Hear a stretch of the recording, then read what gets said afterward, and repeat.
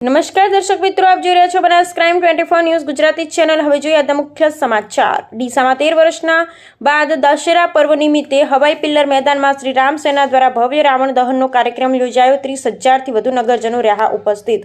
ડીસા શહેરમાં વિજયાદશમી પર્વની ધામધૂમથી ભવ્ય ઉજવણી કરવામાં આવી હતી। શ્રી રામ સેનાના આયોજનથી હવાઈ પિલ્લર મેદાનમાં જનસાગર ઉમટ્યો હતો। અધર્મ પર ધર્મની જીતનો આજે સંદેશ ગુંજ્યો હતો। ડીસા ધર્મ અને સંસ્કૃતિના પાવન પર્વ વિજયાદશમી નિમિત્તે ડીસા શહેરમાં 13 વર્ષના લાંબા ગાળા બાદ ભવ્ય રાવણ દહન કાર્યક્રમ યોજાયો હતો। શ્રી રામ સેના દ્વારા સેના મુખ્ય સ્થળ હવાઈ પિલ્લર મેદાન ખાતે આયોજિત આ ઐતિહાસિક કાર્યક્રમમાં 30,000થી વધુ નગરજનો ઉમટી પડ્યા હતા, જેને કારણે સમગ્ર ગ્રાઉન્ડ જનસાગર બની ગયું હતું। અધર્મ પર ધર્મની જીતના આ મહાપર્વની ઉજવણી નિમિત્તે યોજાયેલ કાર્યક્રમનો પ્રારંભ રંગારંગ સાંસ્કૃતિક કાર્યક્રમોથી કરવામાં આવ્યો હતો।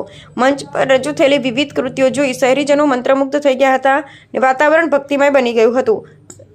કાર્યક્રમની ચરમસીમાએ પહોંચતા ભગવાન શ્રી રામની જય જયકાર વચ્ચે અધર્મના પ્રતીક સમા રાવણ, મેઘનાદ, ઇન્દ્રજીત અને કુંભકર્ણના વિશાળ પુતળાઓનું દહન કરવામાં આવ્યું હતું। આકાશમાં આતશબાજી અને દહનનું દ્રશ્ય જોઈને ઉપસ્થિત વિશાળ જનમેદનીએ જય શ્રી રામના નાદથી સમગ્ર વાતાવરણ ગુંજવી મૂક્યું હતું।